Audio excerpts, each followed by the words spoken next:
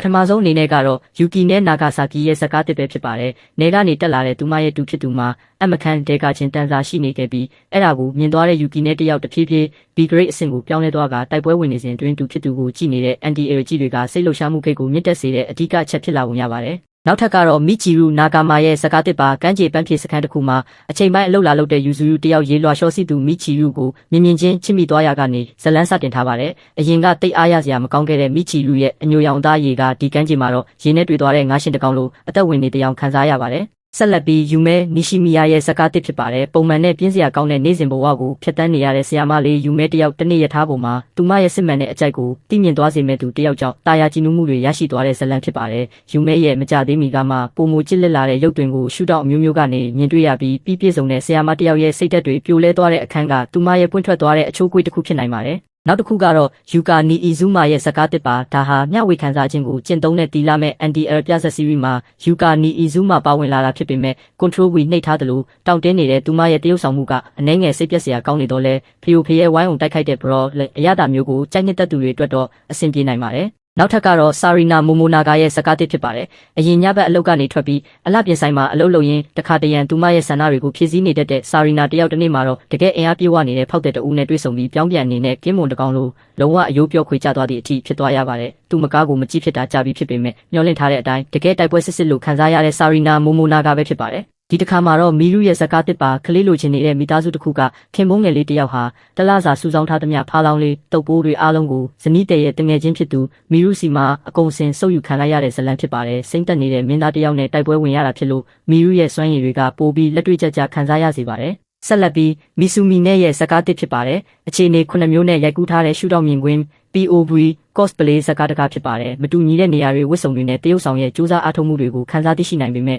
နောက်ဆုံးမှာတော့တင်းရဲ့ရုပ်ရည်အပေါ်နှစ်သက်မှုကသာအဓိကတော့ချက်ဖြစ်ပုံရပါတယ်နောက်ထပ်ကတော့ဟာနာမီအူရာရဲ့ဇကားတစ်ပါရုပ်တံတွင်အတွေ့အကြုံရှိတဲ့သူမဟာဒုတိယမြောက်ဇကားကိုဒရာမာပုံစံရိုက်ကူးခဲ့ပြီးဟာဂျီမဲလို့ခေါ်တဲ့အာမခံချက်ကိုရရှိခဲ့ပေမဲ့သူမရဲ့တရုတ်ဆောင်မှုရောတိုက်ပွဲဝင်ပုံကပါလူတစ်အငွေတက်ကနေမယုံထွက်နိုင်သေးဘူးလို့ခန်းစားရတဲ့အတွက်နောက်ထပ်ဇကားတစ်ကိုပဲမျှော်လင့်မိပါတယ်ဆက်လက်ပြီးနာနာမီမီရဲ့ဇကားတစ်ပါပြီးခဲ့တဲ့ဧပြီလကမှပြန်လည်အသက်ဝင်လာတဲ့ဇကားကိုထုတ်ဝေခဲ့တဲ့ယင်းနီပီတာနာမည်တစ်ခုဖြစ်တဲ့မီဟီနာနာမီပဲဖြစ်ပါတယ်သူမဟာအရင်ကထက်အနှဲငယ်ပုံမူတက်ရက်တဲ့မျက်နှာတွင်ပြင်းနဲ့ထွက်ပေါ်လာတာကြောင့်စိမ့်သက်သက်ခံစားမှုကိုပေးစွမ်းပေမဲ့တိုက်ပွဲဝင်ခန်းတွေမှာပုံမူချက်ကတရုတ်ဆောင်တက်တဲ့သူမရဲ့အကျင့်ကတော့ပြောင်းလဲမသွားပါဘူးဒီတစ်ခါမှာတော့ဆာကီဆာဆာကီရဲ့ဇကားတစ်ဖြစ်ပါတယ်အိမ်အောင်ဂိမ်းစော့သူဟီကီကိုမိုရီဆာကီနဲ့သူမရဲ့ချစ်သူတို့ကြားကတဦးချင်းတိုက်ပွဲတွေဆက်တိုက်ဖြစ်ပွားနေတဲ့ဇကားတစ်ဖြစ်ပါတယ်မင်းသားငယ်လေးနဲ့တိုက်ပွဲဝင်တဲ့အခန်းကတဘာဝကျတယ်လို့ခံစားရပေမဲ့သူမရဲ့အယိုးအစစ်ပုံမှန်တံကိုဆက်တိုက်မြင်နေရတဲ့အတွက်သူမဟာဒီလောက်အထိဝိတ်ချဖို့လိုအပ်တဲ့မင်းသမီးတစ်ယောက်ဟုတ်မဟုတ်ဆိုတာကိုတောင်တွေးမိစေပါတယ်နောက်တစ်ခုကတော့နာအိုဆာဆူကီရဲ့ဇကားတစ်ပါလမ်းပေါ်မှာလဲကျနေတဲ့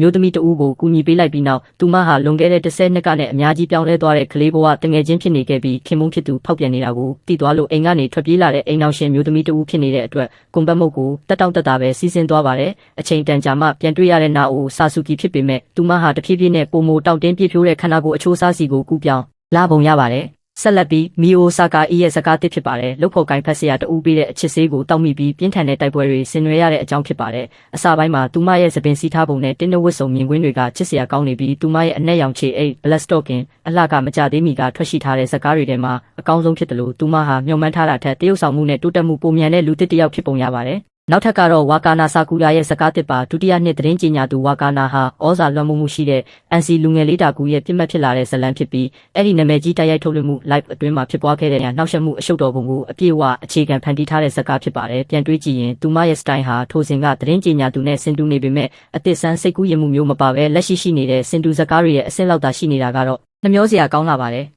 ်နောက်တစ်ခုကတော့ရီနိုဆာကူရာနိုရဲ့ဇကားတစ်ပါသူမမိခင်ရဲ့နောက်အိမ်ထောင်ဘက်ဟာရီနိုကိုစော်ကားခဲ့မှုတဲ့ဆရာတယောက်ဖြစ်နေတယ်ဆိုတဲ့ဇလံပါသူမရဲ့ရခင်ဇကားပြီးနောက်ယူနီဖောင်းဝတ်စုံမြင်ကွင်းနဲ့ထက်လာပြန်လာဖြစ်ပြီးရီနိုရဲ့ယူနီဖောင်းဇကားတွေကအနှဲငယ်ရိုးအီနေပြီလို့ခံစားရပေမဲ့လက်ရှိမှာရောင်းအားကောင်းနေတဲ့အတွက်အဲ့ဒီပုံစံကိုပဲပြန်သွားပုံရပါတယ်ဆက်လက်ပြီးဆယ်ဝေါ်အင်ရဲ့ဇကားတစ်ဖြစ်ပါတယ်ကုမ္ပဏီပြောင်းရွှေ့ပြီးနောက်သူမရဲ့ဒုတိယမြောက်ဇကားဖြစ်တာကြောင့်အဝတ်စားနဲ့ပတ်သက်တဲ့ဇလန်းလို့ထင်ခဲ့ပေမဲ့တကယ်တော့အယံမုံမှုကောင်းတဲ့တထေးနဲ့အတူသွားရတဲ့ခီးစဉ်စီရီတစ်ခုဖြစ်နေပါတယ်သူမဟာပါဝင်မှုအပိုင်းမှာတိတ်ပြီးတိုးတက်မှုမရှိတဲ့မင်းသမီးတစ်ယောက်ဖြစ်ပြီးအရင်ကလည်းအထူးတလဲအမှတ်ရစရာဇကားတွေမရှိခဲ့ဘူးလို့ထင်ရတဲ့အတွက်နောက်ထပ်ဇကားတစ်ကိုပဲမျှော်လင့်မိပါတယ် နောက်ထပ်ကတော့ကန်နာဆဲတို့ရဲ့စကားတစ်ပါကော်ဖီဆိုင်မှာအချိန်ပိုင်းအလုပ်လုပ်နေတဲ့စီနီယာနဲ့ဂျူနီယာတို့ကြားကရိုးရိုးရှင်းရှင်းတိုက်ပွဲဝင်စကားဖြစ်ပြီးယွန်စရာကောင်းတဲ့ကောင်ကီမိုမန်နဲ့မထင်မှတ်ထားတဲ့ပေါင်းစပ်မှုကြောင့်အာယုံဆိုင်မှုကိုရရှိခဲ့ပါတယ်။မကြသေးမီကရှားပါတဲ့အဆုံးသက်စွမ်းရည်ရှိတဲ့အထူးမင်းသားတစ်ယောက်ကိုထည့်သွင်းထားတာကြောင့်စစ်မှန်တဲ့အချစ်တွေချိတ်ဆက်သွားတဲ့အခန်းမှာအနှဲငယ်ကြီးနူးစရာကောင်းပေမဲ့မျှော်လင့်ထားတဲ့အတိုင်းရင်းအပြီးမှာကန်နာစီကချက်ချင်းရှင်းလင်းပေးမှသူမျိုးကလင်းနှင်းတော့မရှိခဲ့ပါဘူး။ဒါပေမဲ့လည်းကန်နာဆဲတို့ရဲ့ခါးစီဆောင်အေပရွန်လေးနဲ့မြင်ကွင်းကတော့ချစ်စရာကောင်းနေခဲ့ပါတယ်။နောက်တစ်ခုကတော့နိုဇိုမီဆူဇူကီရဲ့စကားတစ်ပါတယောက်စီမှာ